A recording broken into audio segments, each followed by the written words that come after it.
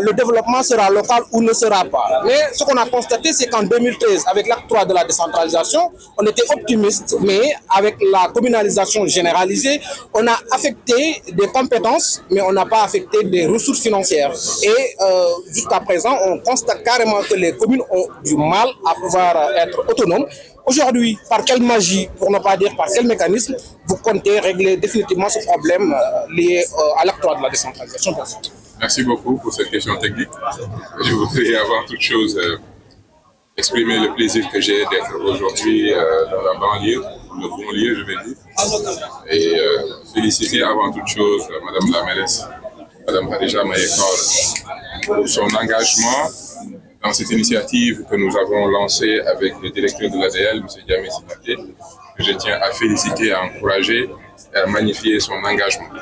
Quand on nous a confié le ministère, il était important pour nous de travailler avec l'ADL vers un virage où le développement local devrait être une question au niveau de nos quartiers, une proximité, et le quartier ne devrait pas essentiellement être un cadre de vie seulement, et aussi les questions économiques, les questions d'emploi, les questions de cadre de vie.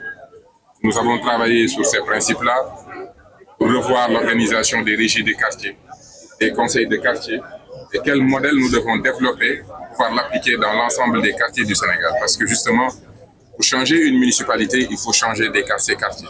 Pour changer un territoire, il faut changer ses municipalités. Et pour changer un pays, il faut changer ses territoires. Voilà la logique qui nous a orientés vers cette initiative des journées de développement local que nous avions débuté l'année dernière avec Toubatoul. Je voudrais prendre l'occasion pour féliciter le maire qui est en train de faire un excellent travail et remercier aujourd'hui Mme Khadija Mayekor qui prend le relais et qui a aujourd'hui démontré que la banlieue est un cadre non seulement de mise en œuvre, mais un cadre d'innovation. Je suis de ceux qui pensent que les territoires ne sont pas les endroits où les choses se passent, mais les endroits où les choses s'inventent. Le Sénégal doit inventer son développement, ça se fera depuis les territoires. Vous avez soulevé un point important, c'est les attentes infructueuses concernant l'acte 3 de la décentralisation, qui a amené bien évidemment une bonne chose, la communalisation, mais qui n'a pas posé la question de la viabilité communale et de la capacité de ces communes à offrir du service, à avoir une compétence technique, une capacité de gestion et une capacité stratégique à porter le développement au niveau local. Et c'est exactement ce que l'acte 4 de la décentralisation entend corriger. Et nous avons pris le temps pendant près de 20 mois. Nous avons fait le tour du Sénégal. Nous avons fait toutes les régions, tous les pôles. Chaque endroit, nous avons discuté des pôles territoires.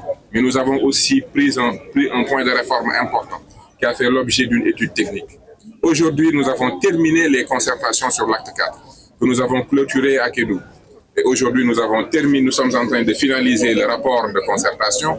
La semaine dernière, mes équipes ont brillamment réussi l'évaluation de l'acte 3 avec maintenant les orientations de l'acte 4 et les enseignements de l'acte 3. Nous allons produire le document de politique publique de la décentralisation qui va être les bases pour nos autorités, de pouvoir stabiliser avec l'ensemble des acteurs cette grande réforme de l'acte 4 de la décentralisation qui doit être faite de manière conjointe avec l'arrivée des pôles territoires qui doivent être ces cadres de mise en œuvre des politiques publiques. Tout sera pour dire que l'espoir est permis, que le changement est devant nous, mais le changement c'est nous-mêmes. C'est à nous d'accepter et d'accompagner ces transformations que l'État veut mettre en avant. Parce qu'avant toute chose, ce n'est pas l'État qui change, ce sont les mentalités qui évoluent, ce sont nos quartiers qui changent, ce sont nos municipalités qui changent, ce sont nos territoires qui se transforment.